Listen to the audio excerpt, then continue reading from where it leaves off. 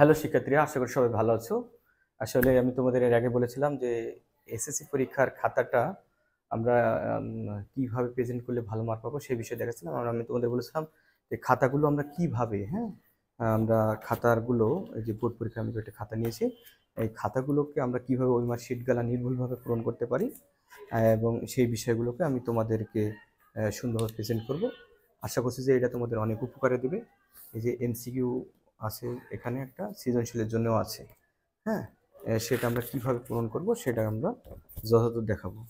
তো আশা করি তোমরা সাথে থাকো, তোমাদের অনেক উপকার হবে এবং যদি সম্ভব হয় এটা যারা পরীক্ষার্থী আছে তাদের শেয়ার করো, তাদের জন্য অনেক উপকার হবে। তো ধন্যবাদ।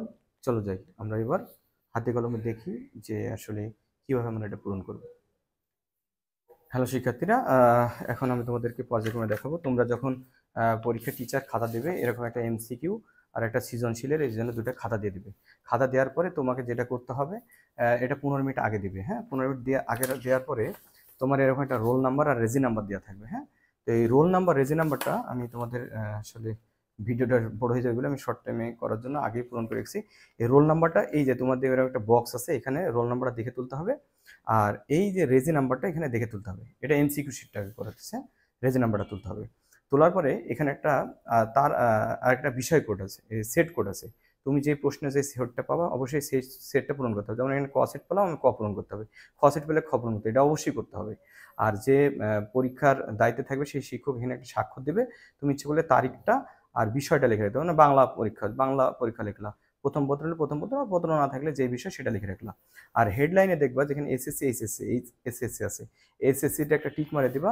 আর এখানে হেডলাইনে দেখবা 2020 লেখা আছে, এখানে 2025টা তুমি নিজে লিখে দিবা। হ্যাঁ, বাংলা অথবা ইংলিশ লেখো, সমস্যা নেই। এরপরে প্রশ্ন পাওয়ার পরে তুমি কি করবা, হ্যাঁ, রোল নাম্বার হলো রেজিস্ট্রেশন নাম্বার, এটা দেখে দেখে খুব সুন্দর করে দেখে দিয়ে তোলার পরে এই যে রোল নাম্বার, যেমন 201379, এই টু, এই যে 20 ভরাট করবা, এই 00 ভরাট করবা, 1 ভরাট করবা, 3 এই যে এইভাবে ভরাট করবা, 7 এটা ভরাট করবা, দেখে দেখে সুন্দরভাবে ভরাট করবা। এভাবে করবা, রেজি নাম্বার সেম করে করবা। আর বিষয় কোডটাই দেবে, দেখো যেমন বাংলা পরীক্ষা হয়েছে মনে করো, তাহলে বাংলা পরীক্ষার বিষয় কোড কত। এই যে বাংলা পরীক্ষা, দেখো তোমরা রেজি নাম্বারে গেলে এখানে কিন্তু সব কোডগুলো দিয়েছে। যেমন 101, এই যে 101, এই কোডটা দেখে দেখে এই যে বিষয় কোডের কাছে লিখে রাখবো। অবশ্যই জিজ্ঞাসা করার দরকার নেই, হ্যাঁ স্যার বিষয় কোড কি, এই সময় নষ্ট করার দরকার নেই। দেখে দেখে এটা লিখবা, দিয়ে পূরণ করে ফেলবো। খুব সুন্দর করে এটা পূরণ করা শেষ হয়ে গেল এমসিকিউ। শিক্ষার্থীরা, এখন এমসিকিউর পরে দেখো এবার সৃজনশীলটা আমরা কিভাবে পূরণ করবো সেটা এখন দেখো। আশা করি তোমরা এটা বুঝে গেছো। এবার আমরা সৃজনশীলটা দেখবো।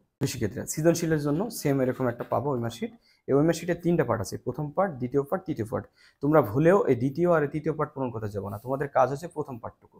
কারণ এই প্রথম পার্টটুকু যখন হবে শেষে কিন্তু স্যাররা এইটুকু ছিঁড়ে এইটুকু নিয়ে নেবে, এইটুকু খাতা কিন্তু সহ এখানে জমা দিয়ে দেবে টিচাররা। তো এটারও হেডলাইন দেখো, এসএসসি আছে, এসএসসিটা ফিল আপ করলাম, এইচএসসি দরকার না। এখানে 2025-এ এখানে 20 লেখা থাকবে, 25টা তোমরা লিখে দেবা। এরপর এখানে পরীক্ষা এসএসসি এইচএসসি, এসএসসিটা ভরাট করে ফেলবো এইভাবে সুন্দর করে। তারপর এখানে রোল নাম্বারটা লিখলা, তারপর রেজি নাম্বারটা দেখে দেখে তুললা, বিষয় কোড সেম আগের মতো দেখে তুললা। তোলার পরে রোল নাম্বার এইভাবে কি ভরাট করে দিলাম, এই যে সুন্দর করে 0, 1, হ্যাঁ এই যে 3, এভাবে ভরাট করে ফেললাম, ভরাট করলাম। আচ্ছা, এর সাথে আর একটু কথা বলি শিক্ষার্থী, মনে করো কথা কথা এটা 7, এখানে 7 ভরাট না করে তুমি 6 ভরাট করে ফেলেছো, 7 করতে পারো নাই, তাহলে কি করবা? কোনো টেনশন করার কিছু নেই। মনে রাখবা তুমি সঠিকটা ভরাট করে দেবা পরে, এইটা আবার কাটাকাটি মোছামুছি করার দরকার নেই, এটা যা আছে তাই থেকে যাবে। আবার অনেক সময় কি হয়েছে, তুমি মনে করো এটা 9 লিখছো, কিন্তু আসলে 9 লিখে 9 ভরাটও করে ফেলেছো। হ্যাঁ, কিন্তু পরে দেখো যে 9 হবে না, এইটা হবে 6 হবে। পরে খালি এইভাবে খালি 6 লিখে দিয়ে পরে 6টা ভরাট করে দেবো, তাহলে সঠিকটাই কম্পিউটার কাউন্ট করে, ভুলটা করবে না। এই নিয়ে কোনো দুশ্চিন্তা করার কারণ নেই, সঠিকটা পূরণ করবো। আশা করি বুঝছো।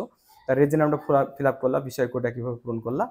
এইখানে দেখো অতিরিক্ত একটা বিষয় আছে, যে অতিরিক্ত উত্তরপত্রের সংখ্যা। তুমি মনে করো যখন লুজ পেজ নিবা, তো ওই লুজ পেজের মনে করো 1টা 2টা 3টা, মনে করো কেউ 3টা পেজ নিয়েছে, তাহলে 03 এটা লিখবে, তাহলে 0 এটা ভরাট করলো আর 3 এটা ভরাট করলো।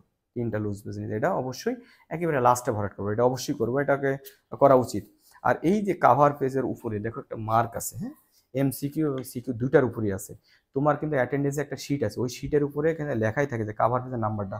তোমাকে এই কাভার পেজের নাম্বারটা অবশ্যই দেখে, এই যে এই অক্ষর সহ এটা পুরাটা দেখে এই দুইটা কিন্তু অবশ্যই এটা লিখতে হবে। কেন লিখতে হবে? কারণ কোনো ক্রমে খাতাটা যদি হারায় যায়, আবার এই খাতাটা কিন্তু যেন পাওয়া যায়, এই জন্য এটা অবশ্যই লিখতে হবে, মাথায় রাখবা।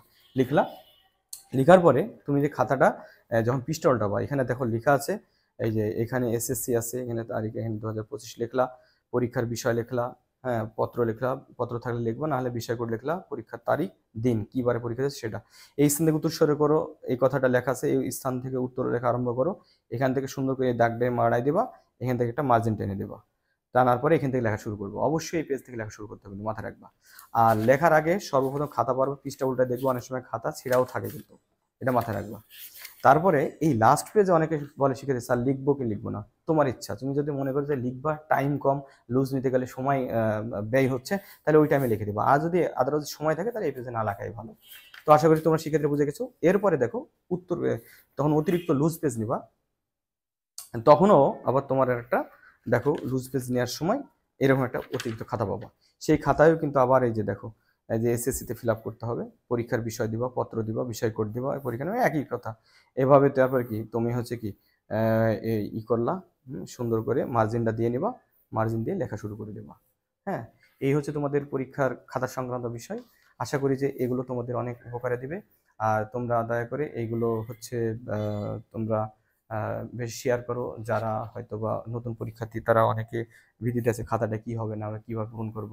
তো এটা অনেকের উপকার হবে আশা করতেছি। তো সবার ধন্যবাদ, সবাইকে শুভকামনা। এসএসসি পরীক্ষা তোমাদের অনেক ভালো হোক। হুম। আর আরেকটা কথা বলে দিই, এই যে এখানে যে 25 পূরণ করলাম, যত পরীক্ষার্থী আসুক না কেন, খালি এখানে সালটা চেঞ্জ হয়, এখানে 25 তারা 25, তারপরে যারা 26 হবে 26, এভাবে সবার জন্য এটা। তো তোমাদের জন্য, সবার জন্য শুভকামনা থাকলো, ভালো পরীক্ষা দাও, ভালো রেজাল্ট করো। এই কামনা ব্যক্ত রেখে আমি শহীদ স্যার এখানে তোমাদের শেষ করলাম। ধন্যবাদ, সবাই ভালো থাকবা। আসসালামু আলাইকুম রহমতুল্লাহ।